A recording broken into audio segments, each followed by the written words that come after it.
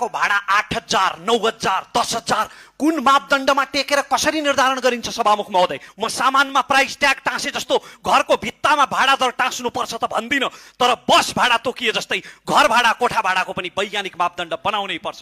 के 3 तहको सरकार 3 तले घर हुनेहरूको मात्रै हो सभामुख महोदय?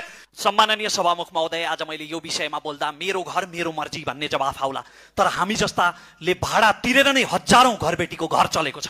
अनि भाडा यत्रो कोठाको भाडा 8,000, 9,000, 10,000 कुन मापदण्डमा टेकेर कसरी निर्धारण गरिन्छ सभामुख महोदय? घरबेटीको इच्छा बाहेक अर्को मापदण्ड छैन, भएको पनि लागू भएको छैन। यो सामान्य विषय होइन सम्माननीय सभामुख महोदय। दूर दराजबाट आएर घरबाट खर्च मगाएर पढ्ने विद्यार्थी, दैनिक ज्यालादारी गर्ने मजदुर र निम्न वर्गीयसँग प्रत्यक्ष दैनिक सरोकार भएको विषय हो। अनि सरकार बाल कर चाहिँ उठाउने, बालमा बस्नेहरूलाई व्यवस्था गर्ने, के 3 तहको सरकार 3 तले घर हुनेहरूको मात्रै हो सभामुख